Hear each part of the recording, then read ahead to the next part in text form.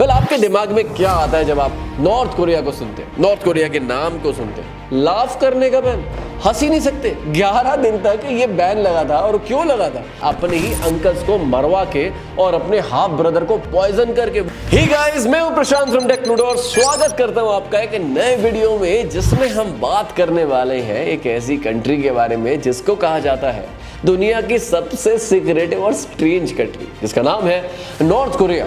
Well आपके दिमाग में क्या आता है जब आप नॉर्थ कोरिया को सुनते हैं, नॉर्थ कोरिया के नाम को सुनते हैं? वेल ये कंट्री पब्लिक रिलेशन क्राइसिस से सफर कर रही है, कुछ सालों से नहीं, कई डेकेड से।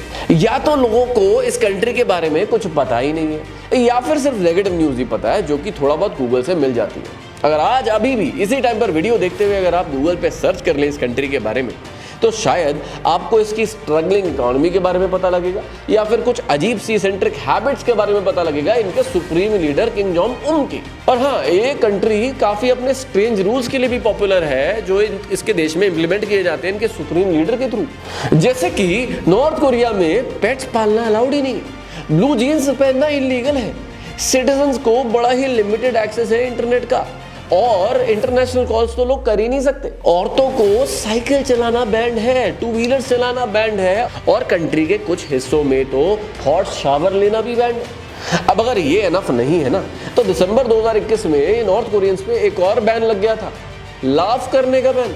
हंस ही नहीं सकते। 11 दिन तक ये बैन लगा था। और क्यों लगा था? क्योंकि इनके former supreme leader Kim Jong second की डेथ एनिवर्सरी को ये इसी तरीके से रिमेंबर कर रहे थे कि भैया हंसना नहीं है 11 दिन तक। मुझे तो बड़ी हंसी आ रही है बात सोच के भी। अब ये सारे स्ट्रेंज रूल्स एक्चुअली में सिम्टम्स दिखाते हैं किस तरह की आइसोलेशन में पड़ा हुआ है नॉर्थ कोरिया और कैसी सफरिंग कर रहा है। ये सेल्फ इंपोज आइसोलेशन ही है, क्योंकि इनका सुप्रीम लीडर ही ये सारे आइसोलेशन है और ऐसे उल्टे सीधे रूल्स डालता है अपनी कंट्री के सिटीजन्स पे। कोई तीसरी कंट्री आके नहीं थोपती है। तब सोचने वाली बात ये है कि इस कंट्री ने ऐसा उल्टा सीधा रूट जीने का, अपनी कंट्री को आगे फ्लरिश करने का चूज ही क्यों किया? भाई इसका बड़ा सिंपल सा आंसर तो ये है कि ये ऑटोक्रेटिक डायनेस्टी जो रही है, किम डायनेस्टी जो रही है, जनरेशन से इस कंट्री को रूल करती आ रही है, और उनका एक अजीब सा ऑब्सेशन अमेरिका के साथ और उनके कैपिटलिज्म के अगेंस्ट। अब इस लेटेस्ट वीडियो में हम बात करने वाले हैं इस रीजन के बारे में विस्तार से, और ऐसे और कौन से रीजन हैं जिसकी वजह से आज नॉर्थ कोरिया की इतनी खराब हालत हो चुकी है। अब अगर नॉर्थ कोरिया की हिस्ट्री के बारे में बात करें तो हमें ज्यादा समझ में आएगा कि ये कंट्री आज इस हालत में आई कैसे, इतनी रोग और सीक्रेटिव कंट्री बनी कैसे। अगर हम रिवाइंड करें 1945 में, तो 1945 वो ऐसा साल था जब वर्ल्ड वॉर 2 खत्म हुई थी, और इसका मतलब जापान और जर्मनी ने वर्ल्ड वॉर 2 लूज करके अपने जो कंट्रोल्ड रीजन्स हैं उनकी भी कंट्रोल को लूज कर लिया था। अब एंटायर कोरियन रीजन कंट्रोल हुआ करता था जापान के थ्रू, और वो भी 1910 से, लेकिन उसको सरेंडर करना पड़ा जापान को।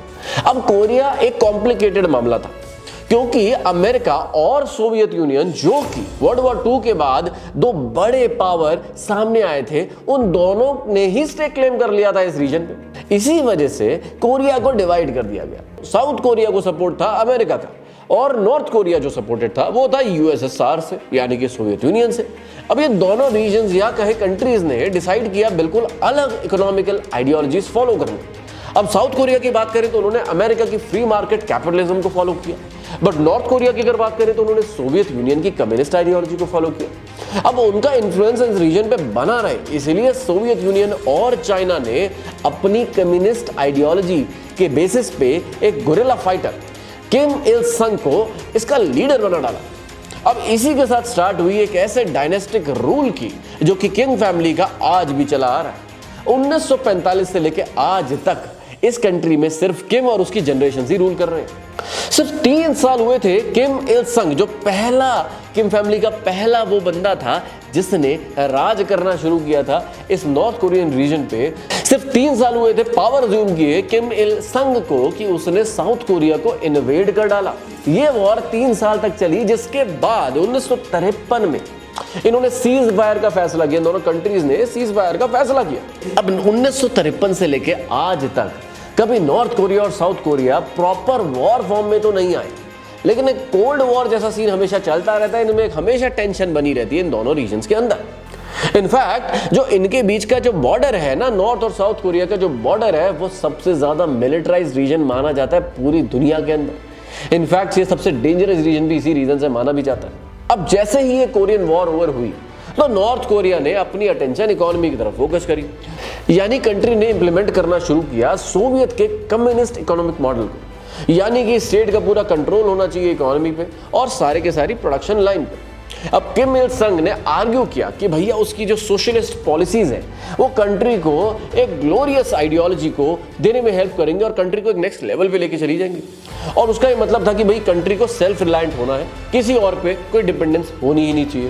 भाई सुनने में तो बड़ा अच्छा लगता है। इनिशियल ईयर्स में कंट्री ने इकोनॉमिक ग्रोथ को विटनेस भी किया और ये मेनली इसलिए हुआ क्योंकि उनको सोवियत और चाइना का सपोर्ट था। बट ये इकोनॉमिक प्रॉस्पेरिटी ज्यादा लास्ट नहीं करी। सिर्फ 1960 और 70 के रेंज के बारे में बता दूं तो इकोनॉमी इतनी बुरी तरीके से स्टैग्नेट होने लग गई थी कि मिलियंस ऑफ सिटीजंस जो कि नॉर्थ कोरिया में रह रहे थे वो पॉवर्टी लाइन से नीचे जाने लग गए। अब नॉर्थ कोरिया की इकोनॉमिक सिचुएशन और ज्यादा खराब होने लग रही थी बिकॉज उनके पॉलिटिकल रीजंस की वजह से दिक्कतें होने लग रही थी रिलेशंस के साथ, जो कि सोवियत और चाइना के साथ थे। अब दो ही अच्छे दोस्त थे पूरी दुनिया में, उन्हीं के साथ रिलेशनशिप खराब होने लगी तो होना तो खराब ही था। अब फ्लैश फॉरवर्ड करते हैं 1994 में, जब किम इल संग की मौत हो गई हार्ट अटैक से। 1994 में उनके सुप्रीम लीडर की मौत के बाद नॉर्थ कोरिया की हालत कुछ ऐसी थी कि उनकी लोएस्ट पर कैपिटा इनकम थी पूरी दुनिया में और एक बहुत ही छोटा सा मिनिस्क्यूल सा शेयर था ग्लोबल ट्रेड के अंदर। कंट्री बुरी तरीके से सफर कर रही थी हाई अनएम्प्लॉयमेंट रेट से और गरीबी का तो पूछो ही मत। एक्सपर्ट्स की माने तो किम इल संग की ये जो ओवर रिलायंस थी ना अपनी कम्युनिस्ट आइडियोलॉजी पे, उसी की वजह से इकोनॉमिक डिजास्टर हुआ था। अब नॉर्थ कोरिया की इकलौती बची हुई ट्रस्टेड एलाय चाइना ने भी इकोनॉमिक रिफॉर्म्स को करना स्टार्ट कर दिया था 1979 से और इसी वजह से चाइना का कैपिटलिज्म पे ज्यादा फोकस आया और आज इसी वजह से चाइना एक इकोनॉमिक पावर हाउस है। लेकिन नॉर्थ कोरिया ने रिफ्यूज किया, कंप्लीटली रिफ्यूज किया अपने कम्युनिज्म के ऑब्सेशन को छोड़ने को। किम इल संग की डेथ के बाद किम जोंग सेकंड ने गद्दी संभाली नॉर्थ कोरिया के सुप्रीम लीडर होने की। अब गद्दी तो संभाल ली लेकिन इकोनॉमिक रिफॉर्म्स या सोशल प्रोस्पेरिटी में कोई फर्क नहीं आया, बद का बदतर ही हुआ। अब 1990s में ग्लोबलाइजेशन किक स्टार्ट हो चुका था। हर कंट्री ग्लोबलाइजेशन में आगे बढ़ना चाहती थी, दूसरों को पछाड़ना चाहती थी। लेकिन भैया ग्लोबलाइजेशन जो कि एक अच्छी अपॉर्चुनिटी हो सकता था नॉर्थ कोरिया के लिए कि भैया अपने उस सरदर्द वाली सिचुएशन से बाहर आओ, इस आइसोलेशन से बाहर आओ, दुनिया के साथ कनेक्ट हो, ट्रेड करो। लेकिन नहीं, उनको तो करना ही नहीं था। इंटीग्रेट तो होना दूर की बात है, उन्होंने तो कुछ ऐसा कर डाला जिसकी वजह से वो ज्यादा आइसोलेट हो गए।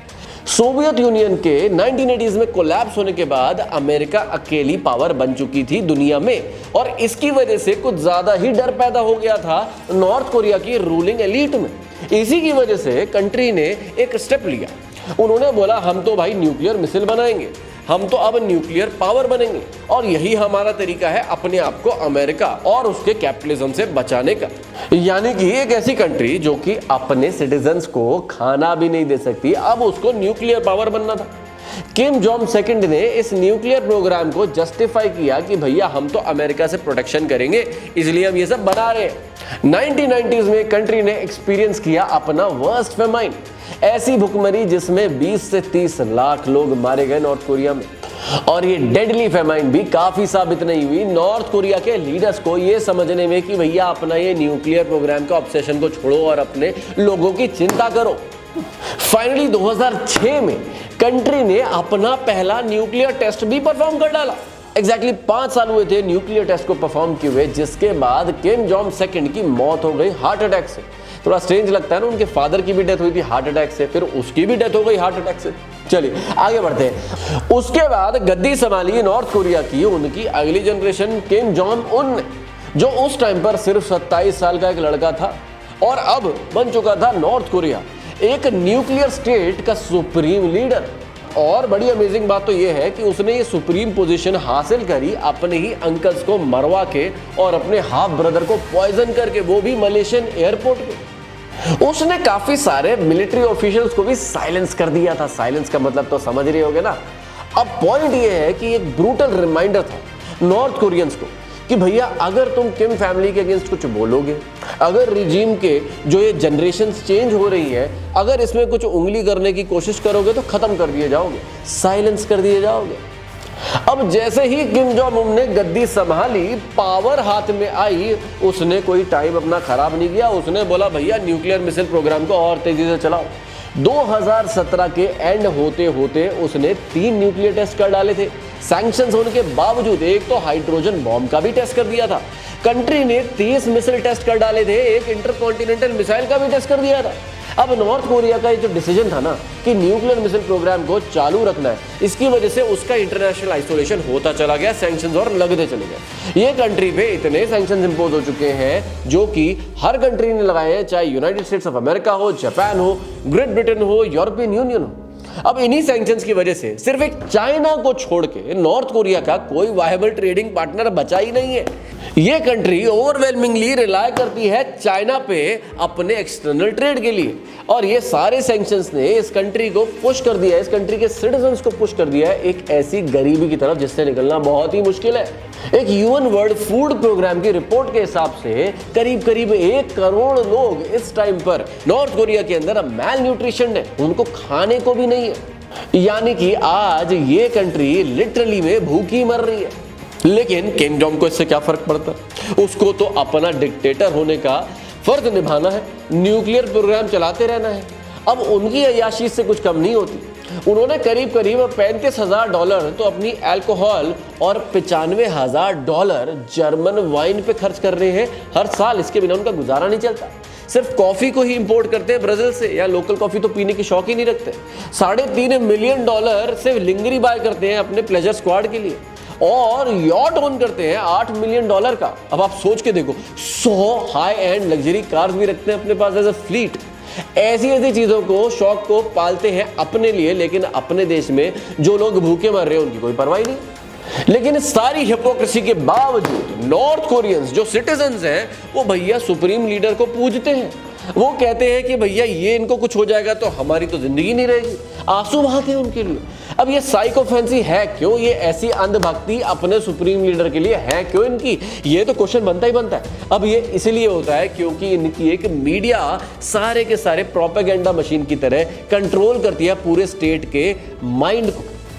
अब नॉर्मल सिटीजन्स को इंटरनेट का तो कोई एक्सेस है नहीं, जो होगा भी उसके अंदर भी 50 रिस्ट्रिक्शंस लगी हुई है कि आप क्या देख सकते हो क्या नहीं देख सकते हो। और जितना भी मीडिया चलता है पूरी कंट्री के अंदर वो एक प्रोपेगेंडा मशीनरी से ज्यादा कुछ नहीं है। इसका मतलब वो तो उल्टा टीच करता रहता है, अपने लोगों को पाठ पढ़ाता रहता है कि भैया आपका सुप्रीम लीडर कितना बड़ा भगवान है। उन्हें कभी अपने सुप्रीम लीडर के बारे में कुछ नेगेटिव सुनने को नहीं मिलता, या किम फैमिली के बारे में कुछ भी ऐसी बुरी खबर उन तक पहुंचती ही नहीं है। उनको तो यही लगता है कि भाई उनका सुप्रीम लीडर उनकी रक्षा करता है, उसके बिना तो उनको कोई बचाने वाला भी नहीं होगा। इनफैक्ट इन्होंने तो खुद को एक तमका भी दे डाला था कि दुनिया की सबसे हैप्पीएस्ट कंट्री है। यानी कि नॉर्थ कोरिया के सिटीजन्स को 24/7 साल के 365 दिन ब्रेन वॉश किया जाता है, और ये प्रोपेगेंडा मशीनरी के थ्रू ये अजीब अजीब रूल्स भी इंप्लीमेंट कर देते हैं अपनी कंट्री के अंदर। जैसे एक अजीब सा रूल ये कि भैया 5 सेंटीमीटर से ज्यादा अपने बाल आप बढ़ा नहीं सकते इस कंट्री में। पेरेंट्स जो है बैंड है अपने बच्चों के नाम किम जोंग उनके ऊपर रख नहीं सकते, कोई किम से रिलेटेड नाम हो नहीं सकता। अब ये स्ट्रेंज रूल्स जो है इन्होंने वैसे ही इनको एक कार्टूनिश कंट्री बना दिया है, ना सिर्फ एक गरीब कंट्री। जून 2018 में तो दुनिया ने एक हिस्टोरिक इवेंट विटनेस किया जब अमेरिकन प्रेसिडेंट डोनाल्ड ट्रंप ने मुलाकात करी थी किम जोंग उन के साथ। इनफैक्ट उन्होंने फरवरी 2019 के अंदर वियतनाम में भी दोबारा मुलाकात करी थी। इन मुलाकातों का एक मकसद था कि भैया इनको समझाया जाए कि यार होश में आओ, अपने लोगों के बारे में सोचो, सही तरीके से अपनी कंट्री को चलाओ। और इसी वजह से उनके ऊपर कुछ सैंक्शंस जो थे वो हटाए भी गए थे, इस होप से कि इनकी अकल आ जाएगी, इनको कुछ समझ में आ जाएगा क्या कर रहे हैं। बट वियतनाम की समिट के बाद कुछ महीनों के बाद ही इन्होंने फिर से एक बैलिस्टिक प्रोग्राम कर डाला, फिर से बैलिस्टिक मिसाइल टेस्ट कर डाला। अब इस सारी दशकों की आइसोलेशन की वजह से नॉर्थ कोरियन इकोनॉमी किस हद तक तबाह हो चुकी है, इसका अंदाजा लगाने के लिए उनके जुड़वा भाई, उनके बिछड़े हुए भाई साउथ कोरिया को अगर आप कंपेयर कर लो नॉर्थ कोरिया से तो आपको बिल्कुल क्लियर अंदाजा हो जाएगा। अगर हम साउथ कोरिया की माने तो one of the most developed countries माना जाता है आज उनको एशिया के अंदर। उनके सिटीजन एक high standard of living enjoy करते हैं। कंट्री एक इंस्पिरेशन की तरह सर्व होती है दूसरी एशियन कंट्रीज के लिए कि भैया कैसे ग्रो करना है। ग्लोबल ब्रांड्स जैसे कि सैमसंग, एलजी, हुंडई, ये सारे साउथ कोरियन ब्रांड्स हैं। और दूसरी तरफ नॉर्थ कोरिया के लोग गरीबी में सड़ रहे हैं, उनको न्यूक्लियर प्रोग्राम करना है बस, और कुछ नहीं करना है। इसका मतलब उनके ये सेल्फ इम्पोज्ड आइसोलेशन की कोई एंड अभी नियर फ्यूचर में तो दिखती नहीं है। ये करप्ट किम फैमिली कंटिन्यू करते रहेंगे, रूल करते रहेंगे अपनी कंट्री पे, और आगे शायद जनरेशंस भी करती रहे, हो भी सकता है। तो ये थी आज की हमारी स्पेशल स्टोरी नॉर्थ कोरिया पे। अगर आपको ये एपिसोड पसंद आए तो इस वीडियो को लाइक जरूर ठोक देना, चैनल को सब्सक्राइब जरूर कर देना। मैं हूं प्रशांत, मिलता हूं आपसे अगले एपिसोड में।